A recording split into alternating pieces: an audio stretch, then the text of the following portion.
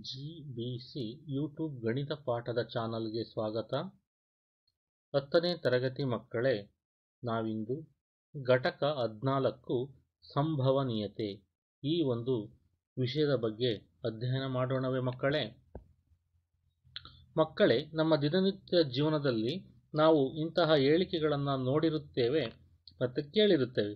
ಬಹುಶಃ ಇವತ್ತು ಮಳೆ ಬರಬಹುದು, ಅವನು ಕಿರು ಪರೀಕ್ಷೆಯಲ್ಲಿ ಪಾಸಾಗುವುದು ನನಗೆ ಸಂದೇಹವಿದೆ, ವಾರ್ಷಿಕ ಪರೀಕ್ಷೆಯಲ್ಲಿ ವಿಷ್ಣು ಪ್ರಥಮ ಸ್ಥಾನ ಪಡೆಯುವ ಸಂಭವವಿದೆ, ಡೀಸೆಲ್ ದರ ಏರುವ ಸಾಧ್ಯತೆಗಳು ಹೆಚ್ಚಿವೆ, ಇಂದಿನ ಪಂದ್ಯದಲ್ಲಿ ಭಾರತವು ಟಾಸ್ ಗೆಲ್ಲುವ ಅವಕಾಶ 50-50 ಆಗಿದೆ.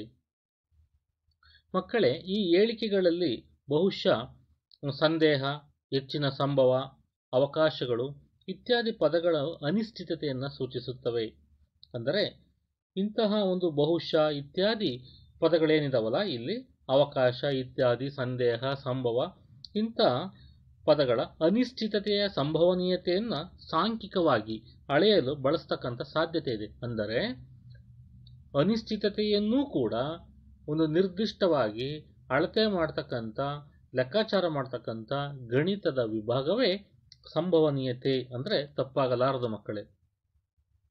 ಹಾಗಾದರೆ ಇಂತಹ ಒಂದು ಸಂಭವನೀಯತೆ ಅಂತಕ್ಕಂಥದ್ದು ಜೂಜಾಟದಿಂದ ಪ್ರಾರಂಭವಾಗಿ ಭೌತವಿಜ್ಞಾನ, ವಾಣಿಜ್ಯಶಾಸ್ತ್ರ, ಜೀವವಿಜ್ಞಾನ, ಔಷಧೀಯ ವಿಜ್ಞಾನ, ಹವಾಮಾನ ಮುನ್ಸೂಚನೆ ಇತ್ಯಾದಿ ಮುಂತಾದ ವ್ಯಾಪಕ ಕ್ಷೇತ್ರಗಳಲ್ಲಿ ಇದು ಹರಡಿಕೊಂಡಿದೆ.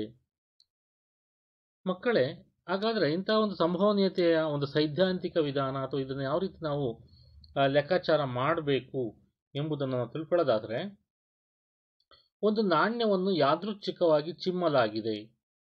ನಾಣ್ಯವು ನೆಲಕ್ಕೆ ಬೀಳುವ ಎರಡು ಸಾಧ್ಯತೆಗಳಲ್ಲಿ ಒಂದು ಶಿರ ಅಥವಾ ಪುಚ್ಚ ಮಾತ್ರ ಮೇಲಕ್ಕೆ ಬರಬಹುದು. ಒಂದು ದಾಳವನ್ನು ಮೇಲಕ್ಕೆ ಎಸೆದರೆ ಸಮಾನ ಸಾಧ್ಯತೆಗಳ ಫಲಿತಗಳು 1, 2, 3, 4, 5 ಮತ್ತು 6 ಆಗಿವೆ. ಹಾಗಾದರೆ ಮಕ್ಕಳೇ, ಯಾವುದೇ ಒಂದು ಘಟನೆ ಇದರ ಪ್ರಾಯೋಗಿಕ ಅಥವಾ ಅನುಭವವೇದ್ಯ ಸಂಭವನೀಯತೆ ಏನಾಗಿರುತ್ತೆ ಅಂದರೆ, P of E is equal to ಘಟನೆ ಸಂಭವಿಸಿದ ಯತ್ನಗಳ ಸಂಖ್ಯೆ ಡಿವೈಡೆಡ್ ಬೈ ಒಟ್ಟು ಯತ್ನಗಳ ಸಂಖ್ಯೆ. ಈ ರೀತಿ ನಾವು ಒಂದು ಘಟನೆಯ ಸೈದ್ಧಾಂತಿಕ ಸಂಭವನೀಯತೆಯನ್ನು ನಾವು ಇದನ್ನು ಸಂಭವನೀಯತೆ ಅಥವಾ ಶಾಸ್ತ್ರೀಯ ಸಂಭವನೀಯತೆ ಎಂದು ಸಹ ಇದನ್ನು ಕರೀತಾರೆ. ಈ ಅನ್ನು P of E ಎಂದು ಬರೆಯುತ್ತಾರೆ. ಅಂದರೆ ಇಲ್ಲಿ ಪ್ರೊಬಬಿಲಿಟಿ ಆಫ್ ಈ ಘಟನೆ ಅಥವಾ ಈ ಈವೆಂಟ್ ಆಫ್ ಪ್ರೊಬಬಿಲಿಟಿ ಆಫ್ ಈ ಈವೆಂಟ್ ಅಂದರೆ ಈ ಘಟನೆಯ ಸಂಭವನೀಯತೆ ಎಂಬುದಾಗಿ ಅದು ಸೂಚಿಸುತ್ತೆ. ಹಾಗಾಗಿ P of E is equal to ಘಟನೆ ಹೀಗೆ ಅನುಕೂಲಿಸುವ ಫಲಿತಗಳ ಸಂಖ್ಯೆ ಡಿವೈಡೆಡ್ ಬೈ ಪ್ರಯೋಗದ ಎಲ್ಲ ಸಾಧ್ಯ ಫಲಿತಗಳ ಸಂಖ್ಯೆ. ನಾವಿಲ್ಲಿ ಛೇದದಲ್ಲಿರ್ತಕ್ಕಂಥ ಪ್ರಯೋಗದ ಎಲ್ಲ ಸಾಧ್ಯ ಫಲಿತಗಳ ಸಂಖ್ಯೆ ಅಂದರೆ ಅದನ್ನು ಒಟ್ಟು NF ಅಂತಲೂ ಕೂಡ ನಾವು ಸೂಚಿಸಿದರೆ, ನಂಬರ್ ಆಫ್ ಟೋಟಲ್ ನಂಬರ್ ಒಟ್ಟು ಎಷ್ಟು ಸಾಧ್ಯತೆಗಳಿದಾವೋ ಅದಷ್ಟನ್ನು NF ಇಂದ ಸೂಚಿಸ್ಬೋದು. ಮತ್ತು ಆ ಘಟನೆಯಲ್ಲಿ ಎಷ್ಟು ಸಾಧ್ಯತೆಗಳಿದಾವೋ ನಾವು ಈ ಘಟನೆ ತಗೊಂಡ್ರೆ ಅದನ್ನ NF ಅಥವಾ ಎ ಘಟನೆ ತಗೊಂಡ್ರೆ NF ಈ ರೀತಿಯಾಗಿ ಬರಿಬೋದು. ಒಟ್ಟಾರೆ ಇಲ್ಲಿ ಈ ಘಟನೆ ಇದ್ದರೆ P of E is equal to NF by NF ಅಂತಕ್ಕಂಥದ್ದು ಸಂಭವನೀಯತೆಯನ್ನು ಕಂಡುಹಿಡಿತಕ್ಕಂಥ ಒಂದು ಸೂತ್ರವಾಗಿ ನಾವಿಲ್ಲಿ ಮಕ್ಕಳೇ ಬಳಕೆ ಮಾಡಿಕೊಳ್ಬೋದು. ಅಂದರೆ ಇಲ್ಲಿ P of E ಅಂತಕ್ಕಂಥದ್ದು ನೋಡಿ, P of E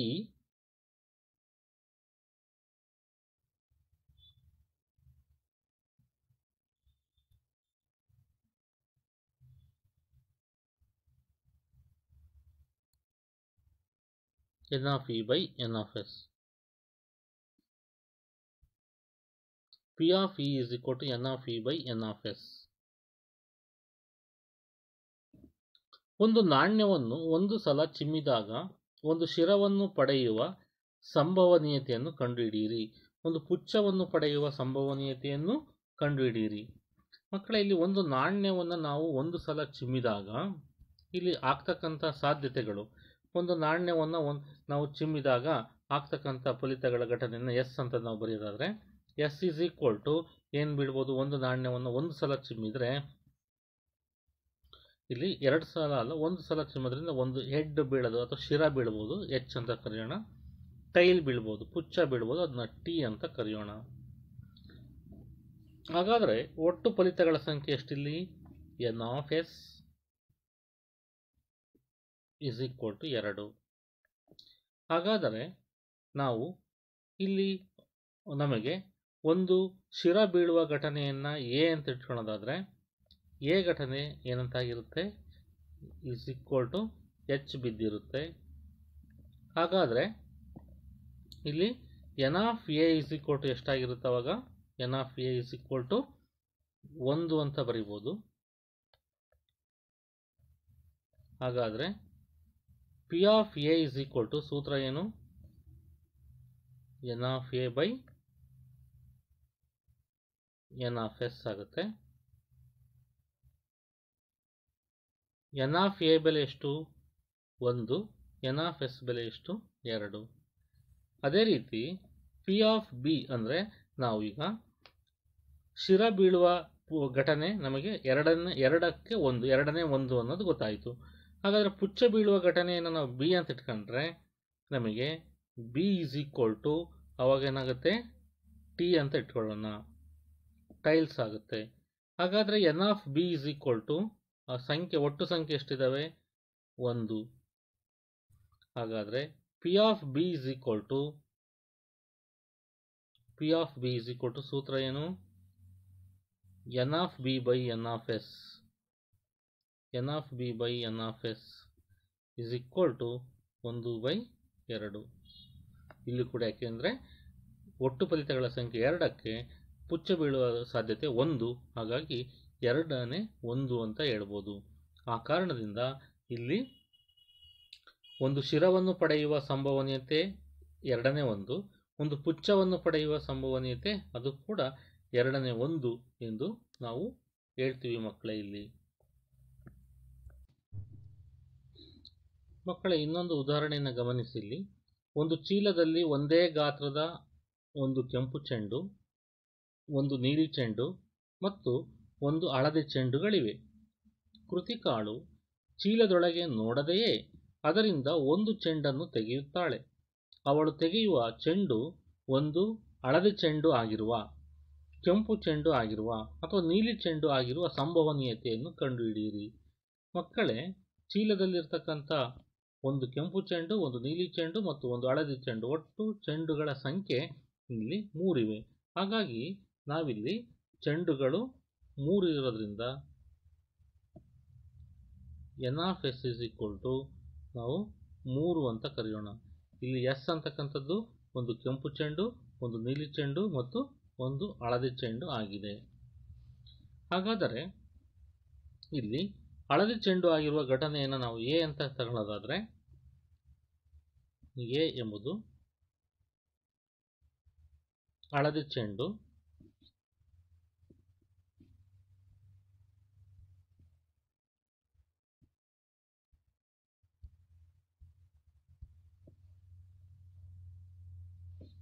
ಇಲ್ಲಿ ಹಳದಿ ಚೆಂಡು ಆಗಿರತಕ್ಕಂಥ ಘಟನೆ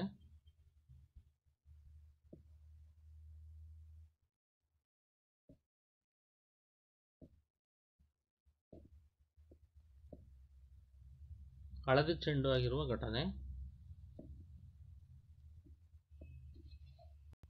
ಹಾಗಾಗಿ N of A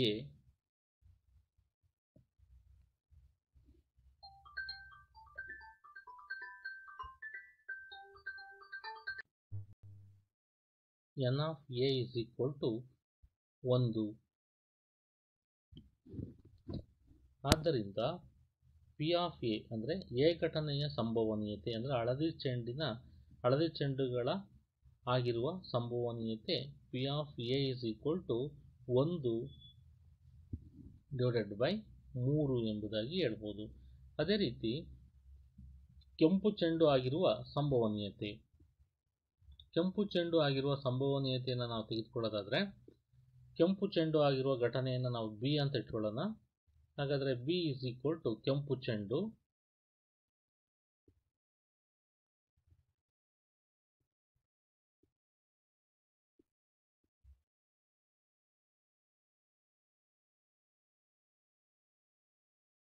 B is equal to ಕೆಂಪು ಚೆಂಡು, N of B is equal to 1,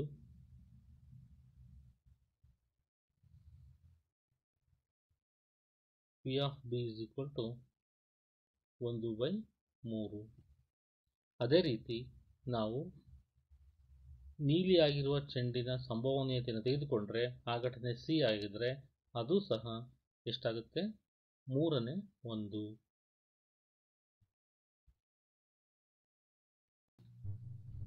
ಆಟದ ಕಾರ್ಡುಗಳ ಕಟ್ಟು 52 ಕಾರ್ಡುಗಳನ್ನು ಹೊಂದಿದ್ದು ಇವುಗಳನ್ನು ಪ್ರತಿ 13 ಕಾರ್ಡುಗಳಂತೆ 4 ಗುಂಪುಗಳಾಗಿ ವಿಭಾಗಿಸಿದೆ. ಸ್ಪೇಡ್ 13 ಕಾರ್ಡುಗಳು, ಆರ್ಟ್ 13 ಕಾರ್ಡುಗಳು, ಡೈಮಂಡ್ 13 ಕಾರ್ಡುಗಳು ಮತ್ತು ಕ್ಲಬ್ 13 ಕಾರ್ಡುಗಳು ಇರುತ್ತವೆ.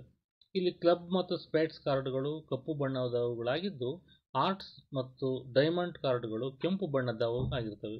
ಪ್ರತಿಯೊಂದು ಗುಂಪಿನ ಕಾರ್ಡುಗಳೆಂದರೆ ಏಸ್, ರಾಜ, ರಾಣಿ, ಜಾಕ್, 10, 9, 8, 7, 6, 5, 4, 3 ಮತ್ತು 2. ರಾಜ, ರಾಣಿ ಮತ್ತು ಜಾಕ್ ಈ ಕಾರ್ಡುಗಳನ್ನು ಮುಖ ಕಾರ್ಡುಗಳು, ಗೌರವಾನ್ವಿತ ಕಾರ್ಡುಗಳು ಎನ್ನುತ್ತಾರೆ. ಮಕ್ಕಳೇ, ಇಲ್ಲಿ 4 ರೀತಿಯ 4 ಗುಂಪುಗಳ ಆಟಗಳ ಕಾರ್ಡುಗಳನ್ನು ನೀವು ನೋಡ್ತಾ ಇದ್ದೀರಾ. 52 ಕಾರ್ಡುಗಳಲ್ಲಿ ಮೊದಲನೇ ಗುಂಪಿನಲ್ಲಿರ್ತಕ್ಕಂಥ ಕಾರ್ಡುಗಳು ಯಾವುವು? ಮೊದಲನೇ ಗುಂಪಿನಲ್ಲಿರ್ತಕ್ಕಂಥ ಕಾರ್ಡುಗಳು ಕ್ಲಬ್ ಕಾರ್ಡುಗಳು 13 ಇವೆ, ಅವು ಕಪ್ಪು ಬಣ್ಣದಾಗಿರುತ್ತವೆ. ಎರಡನೇ ಗುಂಪಿನಲ್ಲಿರ್ತಕ್ಕಂಥ ಕಾರ್ಡುಗಳು ಇವುಗಳು ಡೈಮಂಡ್ ಕಾರ್ಡುಗಳಾಗಿದ್ದು ಇವು ಕೆಂಪು ಬಣ್ಣದವಾಗಿರುತ್ತವೆ. ಮೂರನೇ ಗುಂಪಿನ ಕಾರ್ಡುಗಳಾಗಿದ್ದು ಇವು ಹಾರ್ಟ್ ಕಾರ್ಡುಗಳಾಗಿರುತ್ತವೆ, ಇವು ಕೂಡ ಕೆಂಪು ಬಣ್ಣದ್ದಾಗಿರುತ್ತವೆ. ಮತ್ತು ಕೊನೆಯ ಇದರಲ್ಲಿರ್ತಕ್ಕಂಥವು ಸ್ಪೇಡ್ ಕಾರ್ಡುಗಳಾಗಿದ್ದು ಇವು ಕೂಡ ಸ್ಪೇಡ್ ಕೂಡ ಕಪ್ಪು ಬಣ್ಣದ್ದಾಗಿರ್ತವೆ. ಅಂದರೆ ಕ್ಲಬ್ ಮತ್ತು ಸ್ಪೇಡ್ ಕಪ್ಪು ಬಣ್ಣದ್ದಾಗಿರ್ತವೆ, ಡೈಮಂಡ್ ಮತ್ತು ಆರ್ಟ್ ಕೆಂಪು ಬಣ್ಣದ್ದಾಗಿರ್ತವೆ. ಪ್ರತಿಯೊಂದು ಗುಂಪಿನಲ್ಲಿಯೂ ಸಹ ನಾವು ನೋಡಿದಂತೆ 10, 9, 8, 7, 6, 5, 4, 3, 2 ಮತ್ತು ಏಸ್ ಕಾರ್ಡ್ಗಳಾಗಿರುತ್ತವೆ ಎಂಬುದನ್ನು ನಾವು ನೋಡಿದ್ವಿ.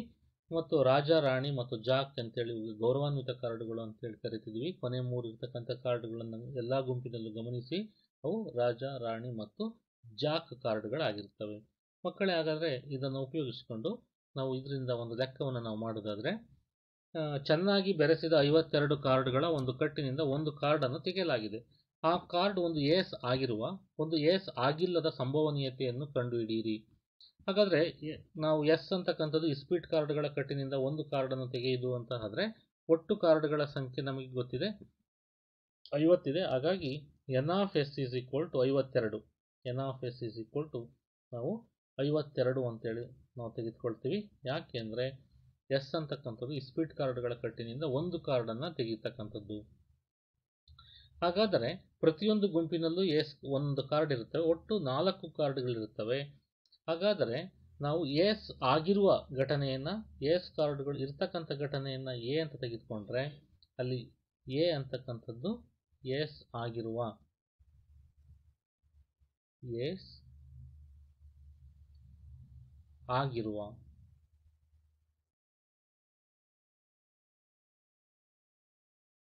ಹಾಗಾದರೆ ace N of A is equal to ace ಆಗಿರುವ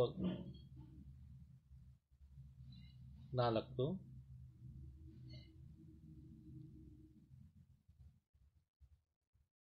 ಪಿ ಆಫ್ ಎ ಅಂದರೆ ಎ ಘಟನೆಯ ಸಂಭವನೀಯತೆ, ಅಂದರೆ ಎಸ್ ಕಾರ್ಡ್ಗಳು ಇರ್ತಕ್ಕಂಥ ಘಟನೆಯ ಸಂಭವನೀಯತೆ N of A is equal to N of S which is equal to 4/52 ಅಂತಲೇ ಹೇಳ್ಬೋದು. ಏಕೆಂದರೆ 52 ಕಾರ್ಡ್ಗಳಲ್ಲಿ 4 ಕಾರ್ಡ್ಗಳು ಏಸ್ ಕಾರ್ಡ್ಗಳಾಗುವ ಸಂಭವನೀಯತೆ ಇದೆ. ಅದೇ ರೀತಿ ಬಿ ಘಟನೆ, ನಾವು ಏಸ್ ಕಾರ್ಡ್ಗಳು ಅಲ್ಲದೇ ಇರತಕ್ಕಂಥ ಘಟನೆಯನ್ನು ನಾವು ಬಿ ಅಂತ ತೆಗೆದುಕೊಂಡ್ರೆ, ಏಸ್ ಅಲ್ಲದ ಘಟನೆ, ಏಸ್ ಕಾರ್ಡ್ಗಳು ಆಗಿರದೇ ಇರತಕ್ಕಂಥ ಘಟನೆಯನ್ನು ನಾವು ತೆಗೆದುಕೊಂಡ್ರೆ ಆಗ ಎನ್ ಆಫ್ ಬಿ ಅಂತಕ್ಕಂಥದ್ದು 48 ಕಾರ್ಡ್ಗಳಾಗ್ತವೆ. ಯಾಕೆ ಅಂದರೆ ಒಟ್ಟಾರೆ 52 ಕಾರ್ಡ್ಗಳಲ್ಲಿ ಏಸ್ ಅನ್ನು ನಾವು ಹೊರಗೆ ತೆಗೆದ್ರೆ ಉಳ್ಕೊಳ್ತಕ್ಕಂಥ ಕಾರ್ಡ್ಗಳ ಸಂಖ್ಯೆ 48. ಆದ್ದರಿಂದ ಬಿ ಘಟನೆಯ ಸಂಭವನೀಯತೆ P of B is equal to 52ಕ್ಕೆ 48 ಇರತಕ್ಕಂಥ ಸಾಧ್ಯತೆ ಇದೆ. ಹಾಗಾಗಿ 52ಕ್ಕೆ 48 ಅಂತ ನಾವು ಹೇಳ್ಬೋದು ಮಕ್ಕಳೇ. ಅದೇ ರೀತಿ ನಾವು ಇನ್ನೊಂದು ಉದಾಹರಣೆಯನ್ನು ತೆಗೆದುಕೊಳ್ಳೋದಾದರೆ, ಮಕ್ಕಳೇ ನೀವು ನೋಡಿ, ಡೈಮಂಡ್ನ 5 ಕಾರ್ಡ್ಗಳಾದ 10 ಮತ್ತು ಜಾಕ್, ರಾಣಿ, ರಾಜ ಮತ್ತು ಏಸ್, ಇವುಗಳನ್ನು ಅವುಗಳ ಮುಖ ಕೆಳಕ್ಕೆ ಇರುವಂತೆ ಚೆನ್ನಾಗಿ ಬೆರೆಸಲಾಗಿದೆ. ಯಾದೃಚ್ಛಿಕವಾಗಿ ಒಂದು ಕಾರ್ಡನ್ನು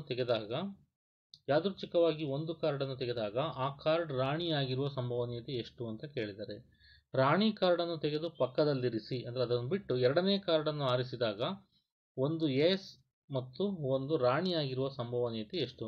ಮಕ್ಕಳು, ಒಟ್ಟು ಕಾರ್ಡ್ಗಳ ಸಂಖ್ಯೆ 5. ಯಾವ್ಯಾವುದು? 5 ಅಂತ ಅವರೇ ಕೊಟ್ಟಿದ್ದಾರೆ. 10 ನಂಬರ್ 10 ಇರತಕ್ಕಂಥದ್ದು ಜಾಕ್, ರಾಜ, ರಾಣಿ ಮತ್ತು ಏಸ್, ಒಟ್ಟು 5 ಕಾರ್ಡ್ಗಳು. ಅದರಲ್ಲಿ ಒಂದನೇ ಘಟನೆ ಏನು? ರಾಣಿ ಆಗಿರುವ ಸಂಭವನೀಯತೆ ಎಷ್ಟು ಅಂತ ಕೇಳಿದ್ದಾರೆ. ಹಾಗಾಗಿ ಒಟ್ಟು ರಾಣಿ ಏನಷ್ಟು? 1 ಅಂತ ತೆಗೆದುಕೊಂಡ್ವಿ. ಹಾಗಾದರೆ ರಾಣಿಯನ್ನು ಆರಿಸುವ ಸಂಭವನೀಯತೆ 5 ಕಾರ್ಡ್ಗಳಲ್ಲಿ 1 ಆಗಿರೋದ್ರಿಂದ ನಾವು 5ನೇ 1, ಯಾಕೆಂದರೆ ಒಟ್ಟು ಅವ್ರು ಕೊಟ್ಟಿರತಕ್ಕಂಥ 5 ಕಾರ್ಡ್ಗಳಲ್ಲಿ 1 ರಾಣಿ ಆಗಿರೋದ್ರಿಂದ ಸಾಧ್ಯತೆ ಎಷ್ಟಿದೆ? 5ಕ್ಕೆ 1 ಇದೆ. ರಾಣಿ ಕಾರ್ಡನ್ನು ತೆಗೆದು ಪಕ್ಕಕ್ಕಿರಿಸಿದಾಗ ಉಳಿಯುವ ಕಾರ್ಡ್ಗಳು 5ರಲ್ಲಿ ಉಳಿಯುವಷ್ಟು 4. ಹಾಗಾದರೆ ಆಗ ಏಸ್ಗಳ ಸಂಖ್ಯೆ ಎಷ್ಟು ಅಂದರೆ 4ಕ್ಕೆ 1. ಮತ್ತು ಒಂದು ರಾಣಿಯಾಗಿರುವ ಸಂಭವನೀಯತೆ ಅಂದರೆ ರಾಣಿ ಕಾರ್ಡನ್ನು ತೆಗೆದು ಹೊರಗಿಟ್ಟ ಮೇಲೆ ಅದ್ರಲ್ಲಿ ಏನು ಇರೋದಿಲ್ಲ. ಹಾಗಾಗಿ ಒಟ್ಟು ರಾಣಿ 0 ಆಗುತ್ತೆ. ಹಾಗಾಗಿ 4ಕ್ಕೆ 0 ಆಗುತ್ತೆ. ಸೊ ಈ ರೀತಿಯಾಗಿ ನಾವು ಕಾರ್ಡ್ಗಳ ಲೆಕ್ಕಗಳನ್ನು ನಾವು ಬಿಡಿಸಬೇಕಾಗುತ್ತೆ ಮಕ್ಕಳೇ. ಹಾಗಾದರೆ ನಾವು ಮತ್ತೊಂದು ಉದಾಹರಣೆಯನ್ನು ತೆಗೆದುಕೊಳ್ಳೋದಾದರೆ, ಬೇರೆ ರೀತಿಯ ಉದಾಹರಣೆಯನ್ನು ತೆಗೆದುಕೊಳ್ಳೋದಾದರೆ, ನಾಣ್ಯದ ಉದಾಹರಣೆಯನ್ನು ತೆಗೆದುಕೊಳ್ಳೋಣ. ಅರ್ಪಿತಳು 2 ಭಿನ್ನ ನಾಣ್ಯಗಳನ್ನು ಏಕಕಾಲದಲ್ಲಿ ಚಿಮ್ಮಿಸುತ್ತಾಳೆ. ರೂಪಾಯಿ 1ರ 1 ನಾಣ್ಯ ಮತ್ತು 2 ರೂನ 2ರ 1 ನಾಣ್ಯಗಳಾಗಿರಲಿ. ಅವುಗಳು ಕನಿಷ್ಠ 1 ಶಿರವನ್ನು ಪಡೆಯುವ ಸಂಭವನೀಯತೆ ಎಷ್ಟು? ಮಕ್ಕಳೇ, ಇಲ್ಲಿ ನೋಡಿ, 2 ಭಿನ್ನ ನಾಣ್ಯಗಳನ್ನು ಏಕಕಾಲದಲ್ಲಿ ಚಿಮ್ಮಿದಾಗ ಫಲಿತ ಗಣ ಏನು? S = HH, HT, TH, TT, ಅಂದರೆ ಹೆಡ್ ಹೆಡ್, ಶಿರ ಶಿರ, ಹೆಡ್ ಟೈಲ್, ಟೈಲ್ ಹೆಡ್ ಮತ್ತು ಟೈಲ್ ಟೈಲ್. ಒಟ್ಟಾರೆ NS = 4. ಕನಿಷ್ಠ 1 ಶಿರವನ್ನು ಪಡೆಯತಕ್ಕಂಥದ್ದು, ಶಿರ ಆಗಿರಲೇಬೇಕು. HT ನೋಡಿ, ಅಲ್ಲಿ ಕನಿಷ್ಠ 1 H ಇದೆ. TH ಕನಿಷ್ಠ 1 ಶಿರ, ಆದರೆ ಕಡಿಮೆ ಅಂದರೆ 1 ಶಿರ ಇರಲೇಬೇಕು ಅಂತ ಅರ್ಥ. ಹಾಗಾಗಿ ನಾವಿಲ್ಲಿ ಕನಿಷ್ಠ ಮತ್ತು ಟೈಲ್ ಹೆಡ್ ಮತ್ತು TT ಅಂದರೆ ಇರದೇನೆ ಇರ್ಬೋದು, ಆದರೆ ಕಡಿಮೆ ಅಂದರೂ 1 ಶಿರ ಇರಲೇಬೇಕು. ಟೈಲ್ ಇರಬಾರ್ದು ಅಂತೇನಲ್ಲ, ಇಲ್ಲಿ ಕನಿಷ್ಠ ಅಂದರೆ 1 ಶಿರ ಇರಲೇಬೇಕು. ಹಾಗಾಗಿ ಕನಿಷ್ಠ 1 ಶಿರವನ್ನು ಪಡೆಯುವ ಸಂಭವನೀಯತೆ 4ಕ್ಕೆ 3 ಎಂದು ಹೇಳಬಹುದು. ಮಕ್ಕಳೇ, ಈ ಲೆಕ್ಕವನ್ನು ಸರಿಯಾದ ರೀತಿ ಅರ್ಥ ಮಾಡಿಕೊಳ್ಳಿ. ಇಲ್ಲಿ ಎಸ್ ಅಂತಕ್ಕಂಥದ್ದು ಘಟನೆ, HH, HT, TH, TT ಅಂತಕ್ಕಂಥದ್ದಿದೆ. ಕನಿಷ್ಠ ಶಿರವನ್ನು ಪಡೆಯುವ ಘಟನೆ ಇಲ್ಲಿ ನಾವು ಹೆಡ್ ಟೈಲ್ ಮತ್ತು ಟೈಲ್ ಹೆಡ್ ಅಥವಾ ಹೆಡ್ ಹೆಡ್ ಅಂದರೆ ಕನಿಷ್ಠ 2 ಇರಬಾರ್ದು ಅಂತೇನಿಲ್ಲ. ಕನಿಷ್ಠ 1 ಶಿರವಾದರೂ ಕೂಡ ಬೀಳಲೇಬೇಕು. 1 ಹೆಡ್ ಆದರೂ ಇರಲೇಬೇಕು. 2 ಹೆಡ್ ಇರಬಾರ್ದು ಅಂತೇನಿಲ್ಲ. ಹಾಗಾಗಿ ನಾವು ಅಲ್ಲಿ TT ತಗೋಬಾರ್ದು, HH ತಗೋಬೇಕು. ಆಗಲೂ ಸಹ ಸಂಭವನೀಯತೆ ನಮಗೆ ಎಷ್ಟಾಗುತ್ತೆ? ಒಟ್ಟು 4ರಲ್ಲಿ 3 ಎಂಬುದಾಗಿ ಆಗುತ್ತದೆ. ಹಾಗಾಗಿ ಕನಿಷ್ಠ 1 ಶಿರವನ್ನು ಪಡೆಯುವ ಸಂಭವನೀಯತೆ 4ಕ್ಕೆ 3. Head tail, tail head, head head. ಆದ್ದರಿಂದ 4ಕ್ಕೆ 3 ಆಗುತ್ತದೆ. ಮಕ್ಕಳೇ, ಈ ಸಮಸ್ಯೆಯನ್ನು ಗಮನಿಸಿ. ಗೋಪಿಯು ತನ್ನ ಅಕ್ವೇರಿಯಂಗೆ ಒಂದು ಅಂಗಡಿಯಿಂದ 1 ಮೀನನ್ನು ಖರೀದಿಸುತ್ತಾನೆ. ಅಂಗಡಿಯವನು ಟ್ಯಾಂಕ್ನಲ್ಲಿರುವ 5 ಗಂಡು ಮೀನುಗಳು ಮತ್ತು 8 ಮೀನುಗಳಿಂದ ಯಾದೃಚ್ಛಿಕವಾಗಿ 1 ಮೀನನ್ನು ಹೊರತೆಗೆಯುತ್ತಾನೆ. ಹೊರತೆಗೆಯುವ ಮೀನು ಗಂಡು ಮೀನು ಆಗಿರುವ ಸಂಭವನೀಯತೆ ಎಷ್ಟು? ಟ್ಯಾಂಕ್ನಲ್ಲಿರುವ ಒಟ್ಟು ಮೀನುಗಳು ಎಷ್ಟು ಮಕ್ಕಳೇ? ಇಲ್ಲಿ ಟ್ಯಾಂಕ್ನಲ್ಲಿರ್ತಕ್ಕಂಥ ಒಟ್ಟು ಮೀನುಗಳ ಸಂಖ್ಯೆ NS = 5 + 8 = 13.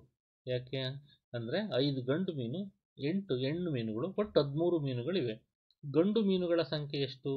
5. ಹಾಗಾಗಿ NA = 5. ಆದ್ದರಿಂದ ಹೊರತೆಗೆದ ಮೀನು ಗಂಡು ಮೀನು ಆಗಿರುವ ಸಂಭವನೀಯತೆ PA = NA/NS ಅಂದರೆ 13ನೇ 5 ಅಂತಕ್ಕಂಥದ್ದು ಉತ್ತರ ಆಗ್ತಕ್ಕಂಥದ್ದು. ಹಾಗಾದರೆ ನಾವು ಮುಂದಿನ ಉದಾಹರಣೆಯನ್ನು ನಾವು ತೆಗೆದುಕೊಳ್ಳೋದಾದರೆ, ಒಂದು ದಾಳವನ್ನು 1 ಸಲ ಎಸೆಯಲಾಗಿದೆ. ಒಂದು ಅವಿಭಾಜ್ಯ ಸಂಖ್ಯೆ 2 ಮತ್ತು 6ರ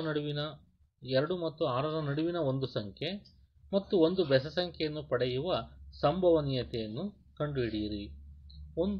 ಮಕ್ಕಳೇ, ಒಂದು ದಾಳವನ್ನು 1 ಸಲ ಎಸೆದಾಗ ನಮಗೆ 1 ಬೀಳ್ಬೋದು, 2 ಬೀಳ್ಬೋದು, 3, 4, 5, 6. ಹಾಗಾಗಿ ಒಟ್ಟು ಫಲಿತಗಳ ಗಣ S is equal to ನಾವೇನಂತ ಬರಿತೀವಿ ಇಲ್ಲಿ 1, 2, 3, 4, 5 ಮತ್ತು 6. ಹಾಗಾಗಿ n of s is equal to ಎಷ್ಟಾಗುತ್ತೆ ಇಲ್ಲಿ? n of s is equal to 6 ಎಂಬುದಾಗಿ ಆಗುತ್ತದೆ. ಆದ್ದರಿಂದ ಒಂದು ಅವಿಭಾಜ್ಯ ಸಂಖ್ಯೆಯನ್ನು ಪಡೆಯುವ ಘಟನೆ ಎ ಘಟನೆಯು ಅವಿಭಾಜ್ಯ ಸಂಖ್ಯೆಗಳನ್ನು ಪಡೆಯುವ ಘಟನೆ ಆಗಿರಲಿ. ಹಾಗಾಗಿ ಘಟನೆ ಎ ಎಂಬತಕ್ಕಂಥದ್ದು ಅವಿಭಾಜ್ಯ ಸಂಖ್ಯೆಗಳ ಘಟನೆ. ಅವಿಭಾಜ್ಯ ಸಂಖ್ಯೆಗಳ ಘಟನೆ. ಆದ್ದರಿಂದ ಅವಿಭಾಜ್ಯ ಸಂಖ್ಯೆಗಳು. ಹಾಗಾದರೆ ಅವಿಭಾಜ್ಯ ಸಂಖ್ಯೆಗಳು ಯಾವ್ಯಾವ ಆಗ್ತವೆ ನೋಡಿ. ಅವಿಭಾಜ್ಯ ಸಂಖ್ಯೆಗಳು ಆಗ್ತಕ್ಕಂಥದ್ದು ನಮಗಿಲ್ಲಿ 2, 3 ಮತ್ತು 5 ಅವಿಭಾಜ್ಯ ಸಂಖ್ಯೆಗಳು. 6ರ ಒಳಗೆ ಇರತಕ್ಕಂಥ ಅವಿಭಾಜ್ಯ ಸಂಖ್ಯೆಗಳು 2, 3 ಮತ್ತು 5. ಆದ್ದರಿಂದ n of a ಅಂದರೆ ಅವಿಭಾಜ್ಯ ಸಂಖ್ಯೆಗಳ ಒಟ್ಟು ಸಂಖ್ಯೆ n of a is equal to 3 ಅಂತಿದೆ. ಆದ್ದರಿಂದ ಅವುಗಳ ಸಂಭವನೀಯತೆ ಅಂದರೆ ಅವಿಭಾಜ್ಯ ಸಂಖ್ಯೆಯನ್ನು ಪಡೆಯುವ ಸಂಭವನೀಯತೆ, ಘಟನೆ ಏನ ಸಂಭವನೀಯತೆ P of a is equal to n of a by n of s, n of a by n of s. ಆದ್ದರಿಂದ n of a by n of s is equal to a ಘಟನೆಯ ಸಂಭವನೀಯತೆ 3 divided by ಒಟ್ಟು ಸಂಭವನೀಯತೆ 6, 6ಕ್ಕೆ 3 ಆಗುತ್ತದೆ. ಇದೇ ರೀತಿ ನಾವು 2 ಮತ್ತು 6ರ ನಡುವಿನ ಒಂದು ಸಂಖ್ಯೆಯನ್ನು ಪಡೆಯುವ ಸಂಭವನೀಯತೆ. 2 ಮತ್ತು 6ರ ಒಂದು ಸಂಖ್ಯೆಯನ್ನು ಪಡೆಯುವ ಸಂಭವನೀಯತೆ 2 ಮತ್ತು 6ರ ಒಂದು ಸಂಖ್ಯೆಯನ್ನು ಪಡೆಯುವ ಸಂಭವನೀಯತೆಯನ್ನು ನಾವು ಕಂಡುಹಿಡಿದಾಗ ಇಲ್ಲಿ n of s is equal to 6. ಹಾಗಾದರೆ ಬಿ ಘಟನೆಯು 2 ಮತ್ತು 6ರ ನಡುವಿನ ಸಂಖ್ಯೆಯನ್ನು ಪಡೆಯುವ ಘಟನೆ ಆಗಿರಲಿ. ಹಾಗಾದರೆ 2 ಮತ್ತು 6ರ ನಡುವಿನ ಒಂದು ಸಂಖ್ಯೆ ಎಂದರೆ ಒಂದು ದಾಳವನ್ನು ಎಸೆದಾಗ 1, 2, 3, 4, 5, 6 ಬೀಳುತ್ತದೆ. 2 ಮತ್ತು 6ರ ನಡುವಿನ ಘಟನೆ ಆಗಿರೋದ್ರಿಂದ 2 ಮತ್ತು 6ಅನ್ನು ಬಿಟ್ಟರೆ 3, 4 ಮತ್ತು 5. ಆದ್ದರಿಂದ n of b ಒಟ್ಟು ಸಂಖ್ಯೆಗಳು ಇಲ್ಲಿ 3 ಇವೆ. ಆದ್ದರಿಂದ n of b is equal to 3. ಹಾಗಾದರೆ ಬಿ ಘಟನೆಯ ಸಂಭವನೀಯತೆ P of b is equal to n of b by n of s. n of b by n of s. ಆದ್ದರಿಂದ n of b ಬೆಲೆಯು 3, n of s ಬೆಲೆಯು 6. ಇದನ್ನು ನಾವು ಇಷ್ಟಕ್ಕೆ ನಿಲ್ಲಿಸಬಹುದು ಸಂಭವನೀಯತೆ ಘಟಕದಲ್ಲಿ, ಅಥವಾ 3 1 3, 3 2 6. ಹಾಗಾದರೆ 2ನೇ ಒಂದು ಅಥವಾ 6ಕ್ಕೆ 3 ಘಟನೆ ಸಂಭವನೀಯತೆ ಘಟನೆ ಇದೆ. 2 ಮತ್ತು 6ರ ನಡುವಿನ ಒಂದು ಸಂಖ್ಯೆಯನ್ನು ಪಡೆಯುವ ಸಂಭವನೀಯತೆ 2ಕ್ಕೆ 1 ಸಾಧ್ಯತೆ ಇದೆ. ಹಾಗಾದರೆ ಒಂದು ಬೆಸ ಸಂಖ್ಯೆಯನ್ನು ಪಡೆಯುವ ಸಂಭವನೀಯತೆಯನ್ನು ಕಂಡುಹಿಡಿಯಿರಿ. ಒಂದು ಬೆಸ ಸಂಖ್ಯೆಯನ್ನು ಪಡೆಯತಕ್ಕಂಥ ಘಟನೆ ಸಿ ಆಗಿರಲಿ. ಒಂದು ಬೆಸ ಸಂಖ್ಯೆಯನ್ನು ಪಡೆಯುವ ಸಂಭವನೀಯತೆ ಸಿ ಆಗಿರಲಿ. ಹಾಗಾದರೆ n of s is equal to ಇದರಲ್ಲಿ 6 ಆಗಿರುತ್ತದೆ.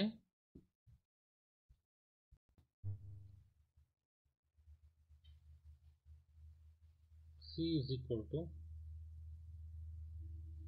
2.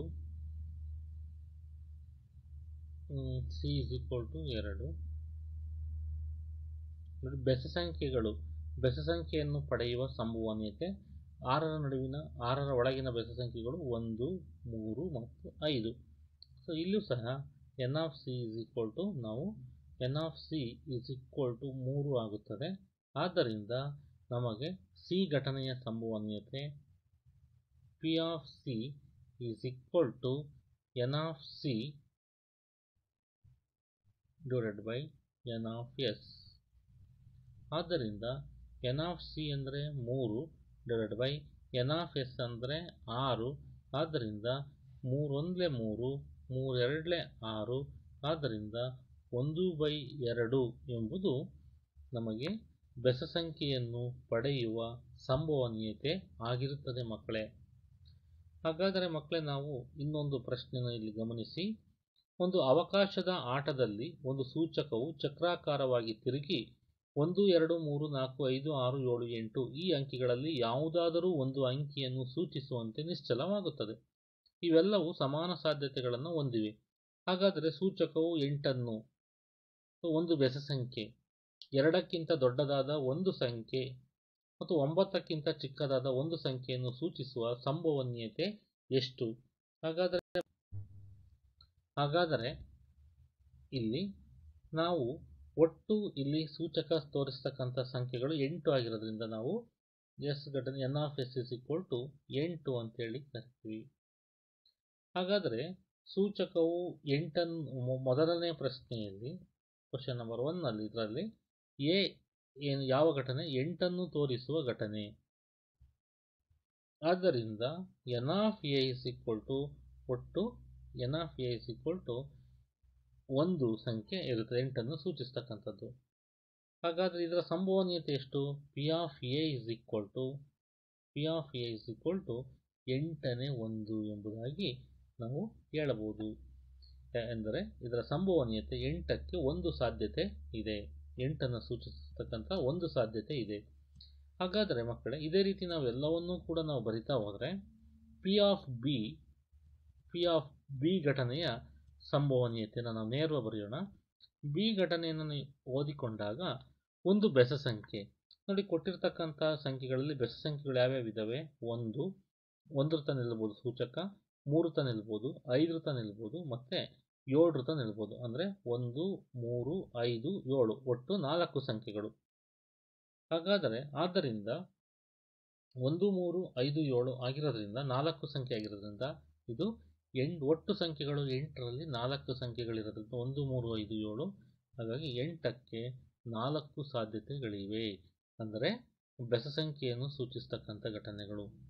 2ಕ್ಕಿಂತ ದೊಡ್ಡದಾದ ಒಂದು ಸಂಖ್ಯೆ, ಹಾಗಾದರೆ ಘಟನೆ ಸಿ ಆಗಿರಲಿ. 2ಕ್ಕಿಂತ ದೊಡ್ಡದಾದ ಒಂದು ಸಂಖ್ಯೆಯನ್ನು ಪಡೆಯತಕ್ಕಂಥ ಸಂಭವನೀಯತೆ ಸಿ ಆದರೆ P of C is equal to ಒಟ್ಟು 8 ಸಂಖ್ಯೆಗಳಿವೆ. ಹಾಗಾದರೆ 2ಕ್ಕಿಂತ ಒಂದು ದೊಡ್ಡದಾದ ಸಂಖ್ಯೆ ಅಂದರೆ ಇಲ್ಲಿ 3, 4, 5, 6, 7, 8 ಇಷ್ಟು ಸಂಖ್ಯೆಗಳು ಕೂಡ ಆಗ್ತವೆ. ಹಾಗಾದರೆ 6, 8ಕ್ಕೆ 6 ಎಂಬುದಾಗಿ ಆಗುತ್ತದೆ.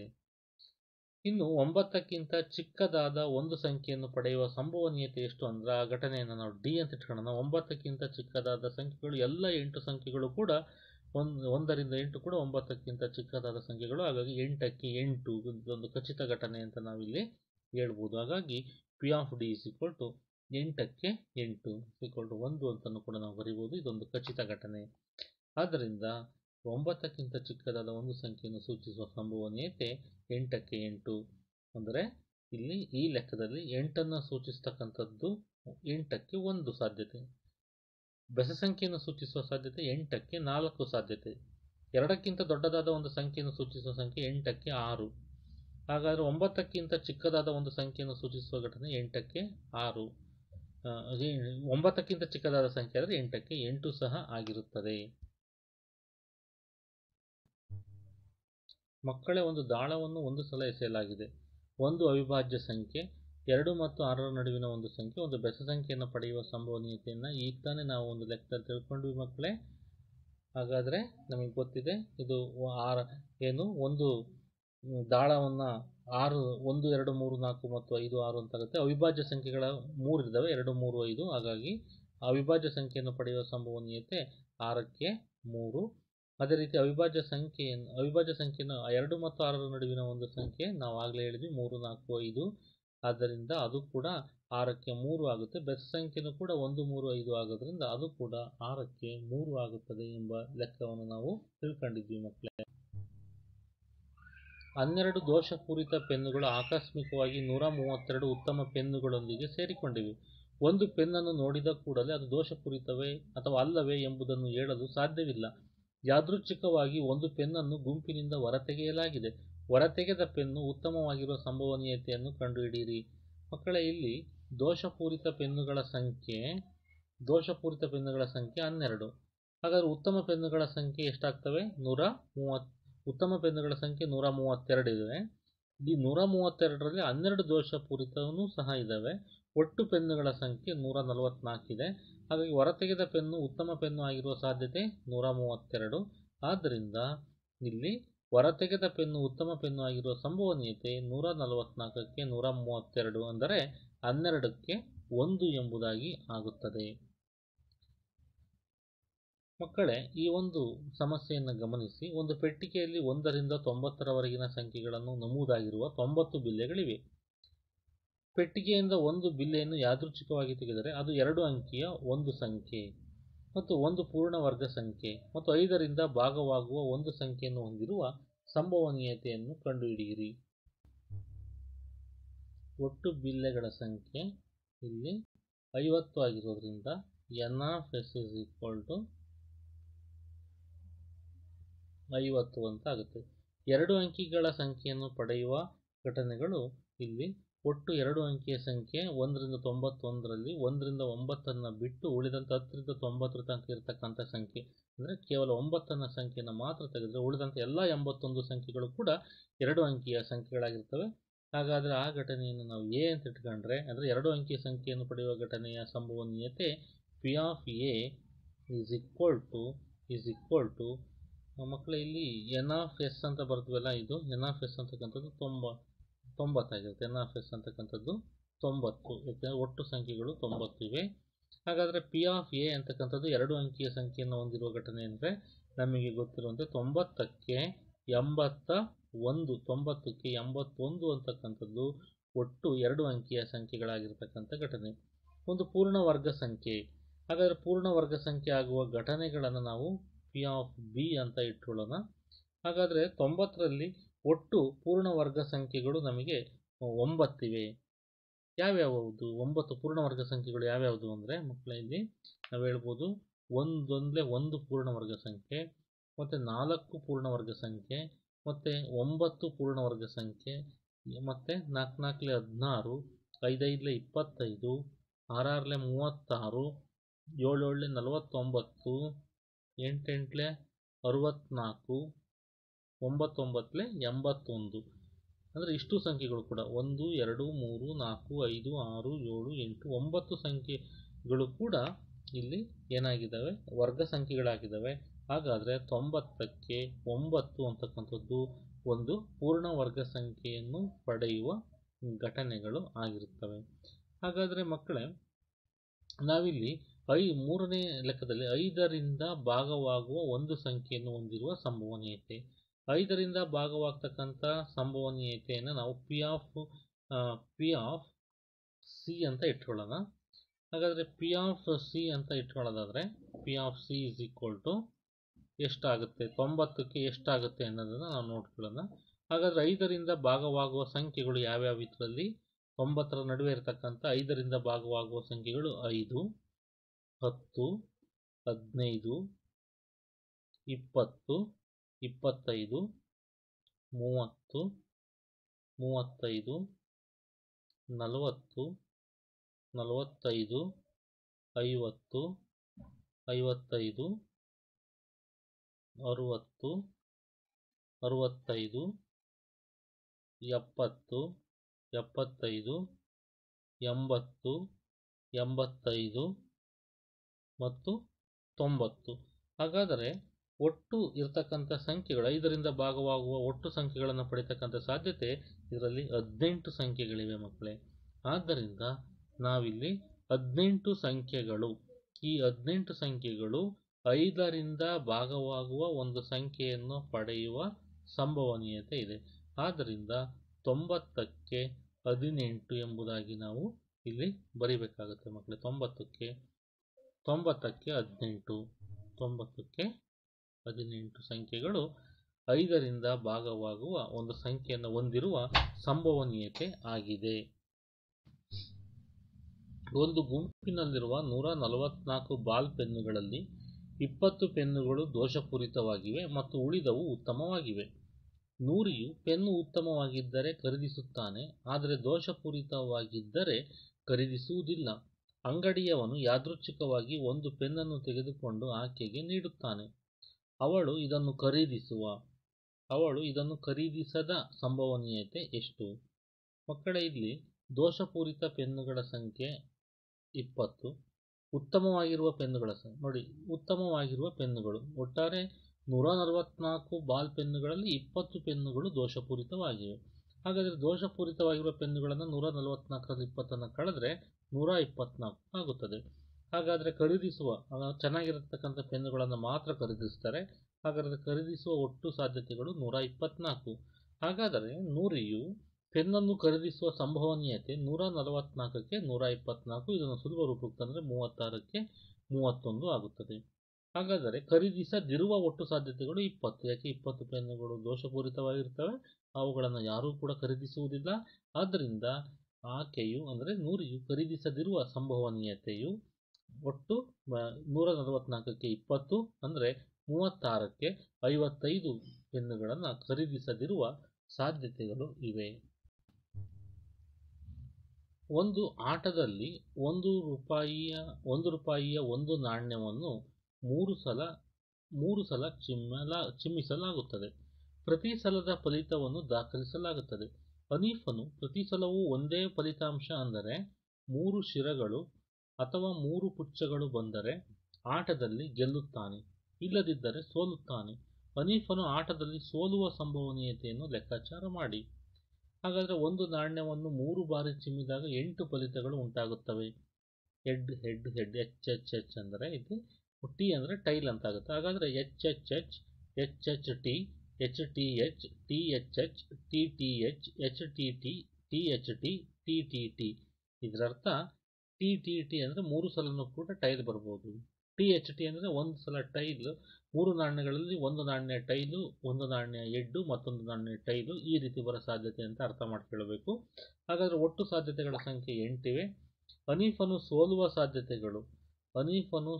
ಸಾಧ್ಯತೆಗಳು H H T, H T H, T H H, T T H, H T T, T H T. ಅಂದರೆ ಹನೀಫನು ಸೋಲುವ ಸಾಧ್ಯತೆಗಳ ಸಂಖ್ಯೆ ಅಂದರೆ ಅಲ್ಲಿ ಯಾವತ್ತೂ ಕೂಡ ಅವನು ಯಾವಾಗ ಗೆಲ್ತಾನೆ ಅಂದರೆ ಪ್ರತಿ ಸಲವೂ ಒಂದೇ ಫಲಿತಾಂಶ ಅಂದರೆ 3 ಶಿರಗಳು ಅಥವಾ 3 ಪುಚ್ಚಗಳು ಬಂದರೆ ಮಾತ್ರ ಆಟದಲ್ಲಿ ಅವನು ಗೆಲ್ಲುತ್ತಾನೆ ಎಂಬುದಾಗಿ ಇದೆ.